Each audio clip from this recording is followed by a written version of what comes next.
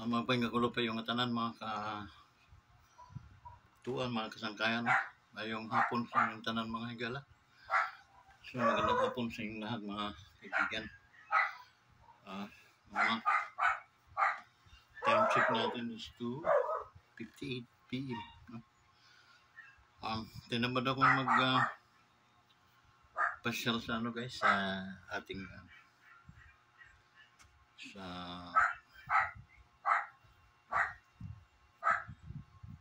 ating planeta, no? Sa Wonders Planet sa Barangay Bubuy. Sobrang init guys. So ganitong init, medyo nakakatakot. Yung paglalabas naman ng mga bisita natin, yung mga nagtatagong kubra doon. Ito yung pagkakataon na nalabas sila sa sobrang init. Sobrang init naman guys, simula kanina umaga. So yun, shoutout sa ating mga OFW guys, no? Ating mga kaibigang OFW dyan sa entire world, no? Shoutout sa inyo lahat. Sa yung ating mga kaigalaan dahil sa Bisaya, no? Lalo na sa Cebu, Mindanao. Shoutout sa yung tanan diha, no? Sa ating mga relatives, sa ating mga kaigsuunan, mga kaigalaan diha. So shoutout sa yung tanan atong shoutout sab nato ang atong former President Rodrigo Roa Duterte, no? Sir Mayor, ingat-ingat, no? Hindi magandang kapanahon na natin karon. Medyo amping lang kanunay. Tsaka yung ating shoutout din natin ng ating Vice President, okay? Inday Sara Duterte. Ma'am, fight lang ma'am. Di alami kanunay sa inyong mga likuran, okay? Just always remember that this Wonders Motovlog TV supporter minimum, ma'am, kay dating Pangulo. So sa ating kasalukuyang Pangulo karon, no? Marcos. So we continue to trust on you, sir, no? BBM. Because mata sa mata, makakatitig kami sa iyo na kami yung mga tunay mong supporter. Kami yung sa 31 million na bumoto sa iyo, isa kami doon, no? So shoutout sa iyo, sir. Sana magaling ka na para at least ma-monitor mo rin yung mga pangyayari sa ating bansa. Give up the good work, sir, no? Pero dito lang kami din palagi. Supporter ninyo, no? Ingat po palagi, sir, no? So sa ating mga minanuwi ng uniform, ganun din, no? Shout out sa inyong lahat, mga guys, no?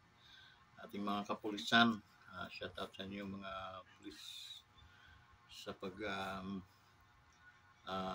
ganap ninyo ng inyong mga tungkulin to maintain the peace and order in this in our country.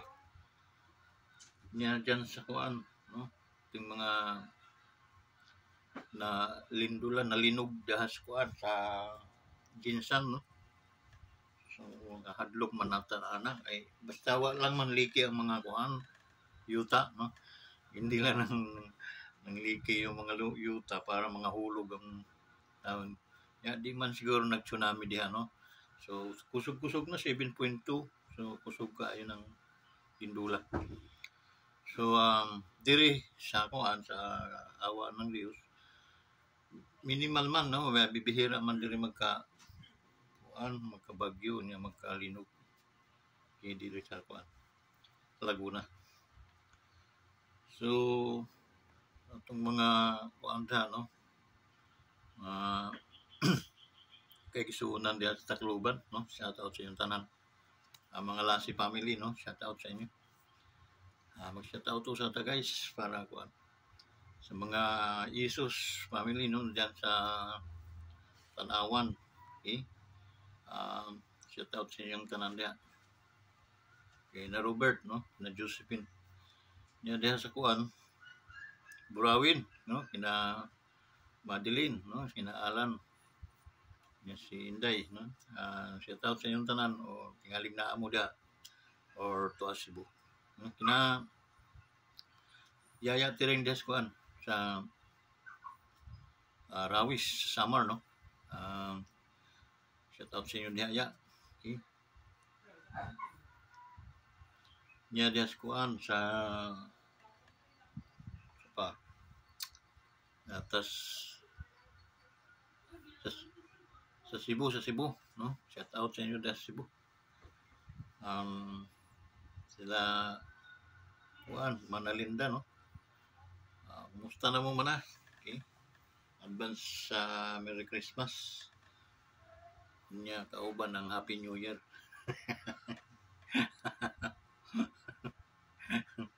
Pila na katuig na wa na koy kadawat og pamasko nimo mana. Okay. Sige na lang tagpugarot. Ayun no, natong daan sa tawa kining mga nangyayari sa atong kuan lipunan karon no. So ating siyempre balik tayo sa Metro Manila no, balik tayo kina sa ating mga bubutihing mga mababait na mga senador, yung mga congressman no. Sabi ko naman sa inyo guys, pag gumawa kayo ng mabuti, aani din kayo mabuti. Kung gumawa kayo ng mga katarantaduhan, kalokohan, kagaguhan, aanihin din yan. Okay? Yung ano pa naman, yung digital na ngayon, yung karma, no? So nakita natin kung paano trinato sila kay Eric at saka si Ma'am Lorin Badoy, no? Gulpi. Nakakatakot kayong mga klaseng mga tao. Kayo na nga yung palamunin namin. Pero pag umasta kayo para kayong mga hari, yung hindi kayo madadanggi, no? Okay? Pag-regards na rin lang sa inyong speaker. Kababayan ko yung speaker niyo pero hindi ko kinatutuwa na kababayan ko yung klaseng mga taong ganyan. So, ayun pa man, no? Sinabi ko naman sa inyo na nakikita ang tao sa mga lumalabas sa bibig. It is biblical din yun, no? The Bible says that the abundance of heart mouth speak it. So, yung mga linalabas, kung ano yung nasa loob ninyo, ng yung mga puso, no? Kasing-kasing, sabi ng mga Waray o mga Bisaya, yun ilalabas din yun sa inyong mga bibig. So, and then, to love that money, no, is the root of evil. So, lahat na lang na mga ay parang naka-address na sa inyong lahat, no? Pero nasa inyo naman yan. Marami rin naman mga taong gumagawa ng tama. Marami kayong mga kasamahan dyan na gumagawa pa rin ng tama. Okay? Anhin mo ang pera. Okay?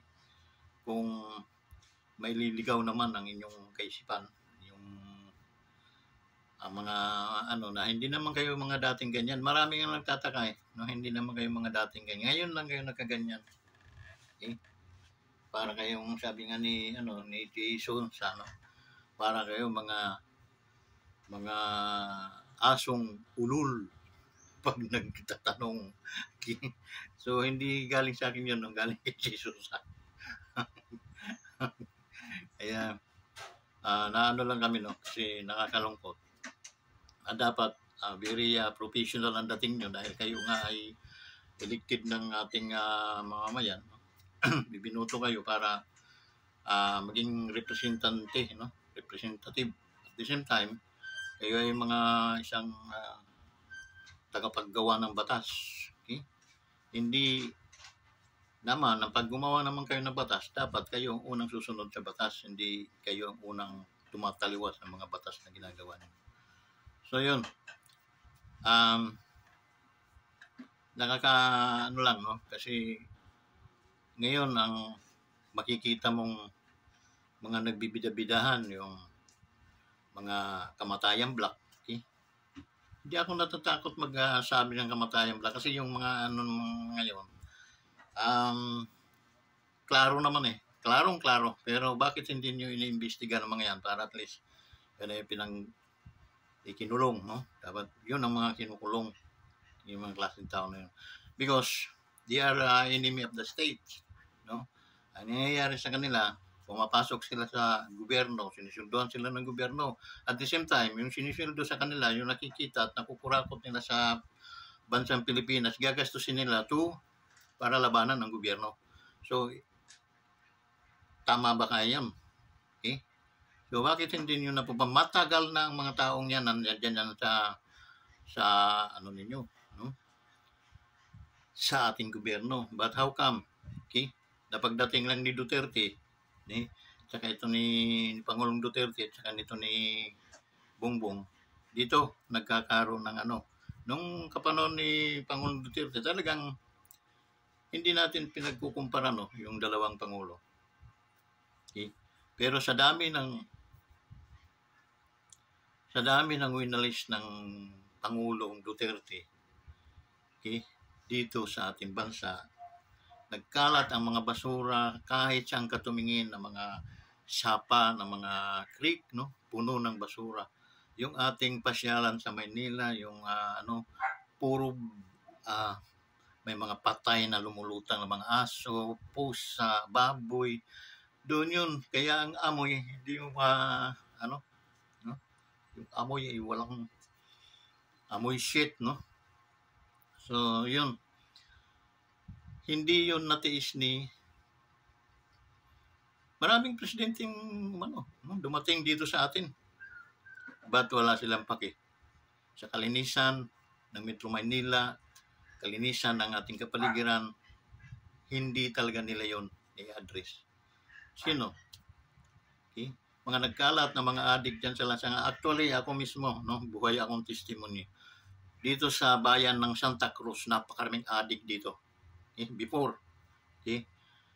Nang pumasok si Pangulong Duterte, kita mo parang mga isa-isang parang mga kabog na bigla na lang nawawala.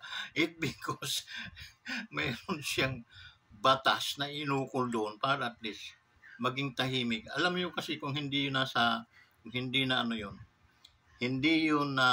address ng Pangulo, alam mo yung mangyayari sa Pilipinas? Naglalakad ang mga tao dyan na parang mga zombie na. Bakit? Mga bangag na. Okay? Makita mo mga kapitbahay, mga matatanda, ginagahasa na nila. Mga kabataan, gagasahin na rin. Bakit? Wala nang katinuan ng mga utak because yung materials na ginagamit ng paggawa ng shabu, mayroon kasamang tubig ng baterya. Okay? Yung nakakapag-dry ng utak ng tao. Okay? Pero, ang sarap, nakaka-addict. Okay? That's why ginagamit nila yun. And then, maraming mga bangag na talaga, no? Mga kabataan dito sa amin dati. Mga bangag na. Totoo lang. Hindi mo na makausap ng maayos. And then, dumating ang Pangulo, natukhang ang mga yun. Kita ko yung mga taong, mga kakilala ko, nanginginig. Inig sila dahil may batas para sila ay supilin. Okay? Hindi nabawasan yun, guys. Yun ang mga pinagwawalis ng Duterte administration. Okay? And then, gumawa siya ng mga connecting na mga roads, no? Pinalawak. Alam mo, that time na kasagsagan nung si Pangulong Duterte ang presidente, nasa Tacloban ako. Okay? Sa Leyte. Nikod ko yung Leyte at Samar. Guys, yung simula Tacloban mismo hanggang Southern Leyte dulo, sabay-sabay ang paggawa ng palawak ng kalsada, mga tulay, pinalawak nila, guys. Yung mga building, mga road construction na natigil, okay? Na yun, na-address ng Pangulo yun. Kaya magpunta ka ngayon sa lugar na yan, maliban lang sa Samar kasi sa Samar. Pero naayos na rin nila. Samar na yung mga kurap ang mga ano doon. So instead na gastusin nila pampaayos ng kalsada nila, ginastos nila para sila ibuto. Okay? So, yun. May mga vlogs ako na i-address ko rin yung mga ganon. And then, ngayon, okay na yung mga kalsada. Kasi pag ramdam mo, pag nasa Samar ka, hindi ka na makakatulog, lubak-lubak eh. Okay? Pero pagdating mo ng Leyte, so, ang ganda ng mga highway. Yun, kasi nga, ginamit yung pera para at least i-address doon sa mga pangangailangan. And then guys, i-recap ko lang, no? Kasi ang mga tao, lalo na yung mga representative natin, no, dyan sa lower, sa tawag ng mga animal na yan, ay mga congressman, no, sa Congress.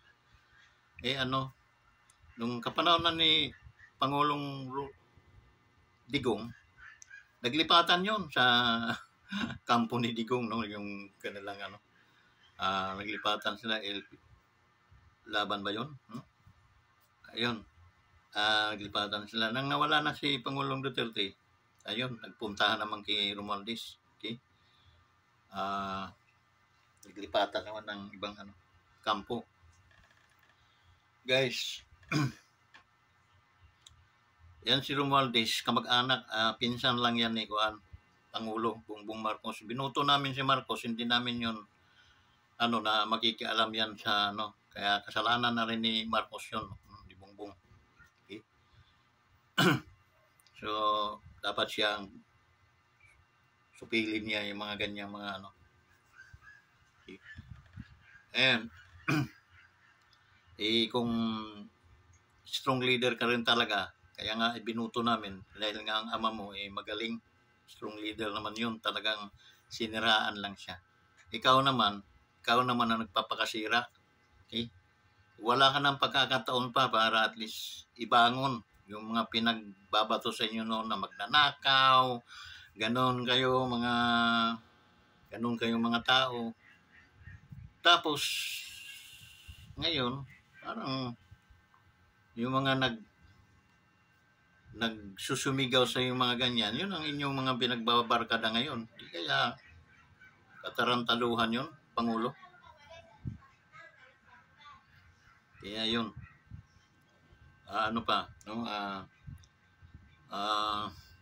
Yun nga, no? Yung mga ating mga ibinuto para maging mambabatas, no? So, naiba ang kulay dahil kulay pera na ang mga nasa mga utak. Okay? Kasi magkukumahog ba naman ang kanilang speaker pag sinisiraan silang kasi si Kairik ang lang naman yan, no? Dahil nagsalita sila kay Eric regarding dun sa budget nung nagastos ni Romualdez, no? Ni Tambaloslos. So malayo yung different nung pera. So it means pinatawag nila sa yung dalawa, si Ma'am Badoy at saka si Ma'am si Eric, no? And then anong nangyari? Humingi, nila kung sino yung nagsabi o sino yung promotor, no? Siyempre, may batas naman tayo na pwedeng hindi mo sabihin yun. Pero dahil nga, masahol pa tayo sa may martial law, ayun, sa awa ng Diyos, nakakulong yung dalawa, no? Nila sa na-contempt, no? So, supposed to be, hindi dapat ganun ang pagtrato ng mga sa kongreso, no? Because they have the right, bawat isa sa atin may karapatan, no? May freedom tayo to magsalita, may kalayaan tayo sa lahat ng bilang isang Pilipino. Okay? Wala namang mababasa tayong batas na nagbabawal magtanong. Nagtatanong yon address to all Filipinos, no? Because tayo, ang nagpapasweldo sa mga yan, dapat lang naman na sila ay mayroong mga resibo na ipapakita kung saan nila na waldas na gastos yung pera. Because hindi yun sa kanila. Okay? Pera ng mamamayang Pilipino yan na pinagkatiwala lang natin sa kanila. Andin gagastusin ng ganun-ganun lang, walang resibo. Halimbawa ako, nag-utos ako, bumili ka doon ng yero at siminto pa ako. Aray, may 100,000. Oh. Alam ka naman, hindi ibalik sa akin ng sukli. Sabi sir, ito po yung nabili sir. 2,000. So mayroon kang sukli na 98,000. Diba? So, hindi mo pag-iisipan na dinugasan ka nung inutusan mo.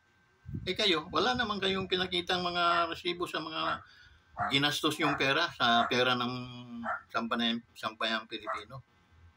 Anong iisipin namin? Wala ba kaming karapatan magtanong sa inyo?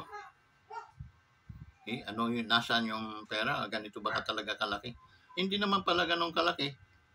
Di dapat. Ganito, for your information, ito lang po yung nagastos namin.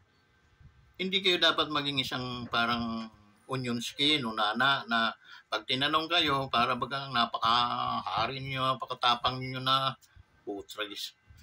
Tatapang nyo dyan, no? Para kayong mga hari.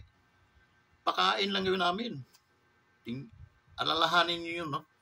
Simula sa pamilya ninyo hanggang sa mga nyo, pakain po yun ng sambayang Pilipino. Okay? Kaya mag-ayos-ayos kayo dyan. Okay? Maging senador ka man o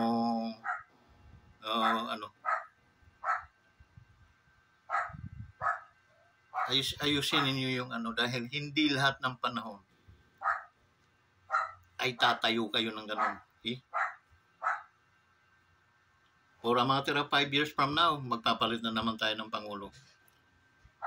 Sabi ni Pangulong Duterte, hindi ako nagsabi, no? Pangulong Duterte, weak po ito, mahina po klase itong presidente. Pero sa nabudol din kami putragis dahil binuto namin to. Dahil nga, Marcos,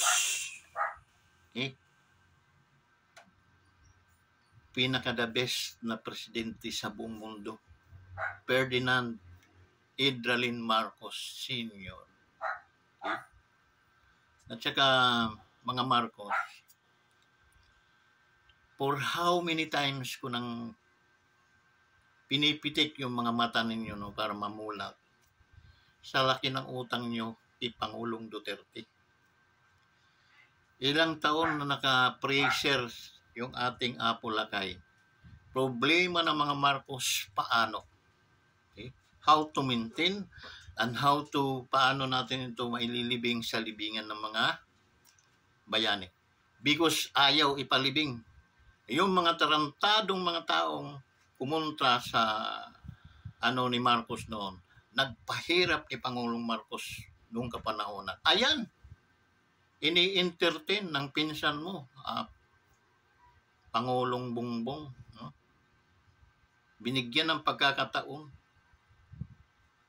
Ayan sila dilema. Yung mga taong yun, anong nagsabi, yung mga kasamahan mga nagsabi niya, papahukay nila yung bangkay ni Marcos sa libingan ng mga bayani. Yung mga NPE na nasa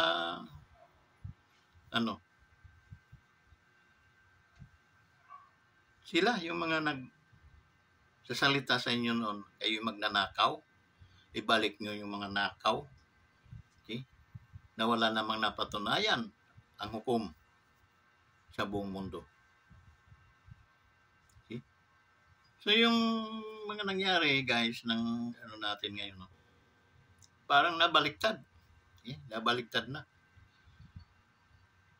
Nang naoblima mga Marcos noon, Anong ginawa ng mga Romualdez na yan? Sila ba ay nagtatag ng mga tao para nilibing natin yan, kaming magwagwardya. Kasi magkariribok man, patayan na lang kung gusto. Wala eh. Sino ang gumawa ng aksyon yan? Nang nanalo si Duterte, Pangulong Duterte. Pinalibing yan.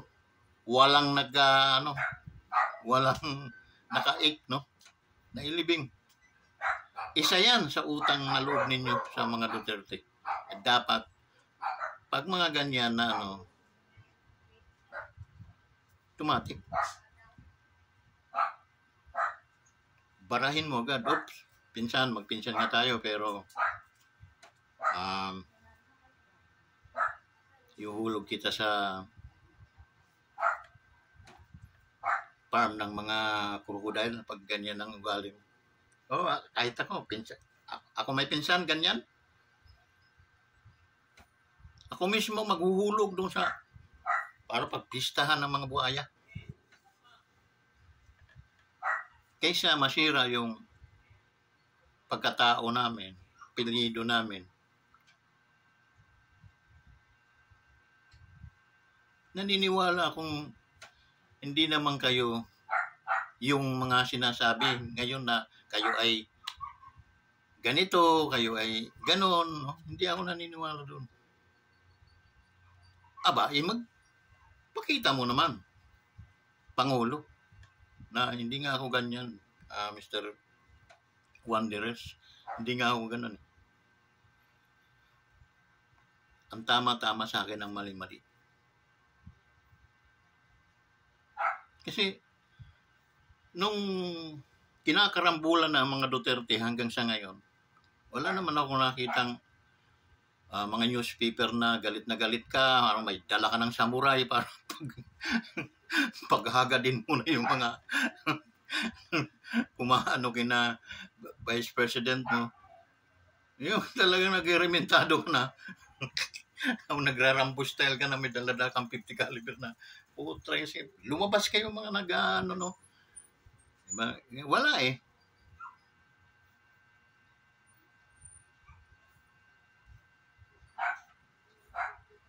Gumawa sila ng maganda at kabutihan sa iyo. Dapat lang naaani sila ng kabutihan. Alam mo ang kawawa, naawa ko sa dating Pangulo ng Pilipinas. Naghasik ng maganda, nagtanim ng magandang dito sa ating bansa. Anong napalan niya?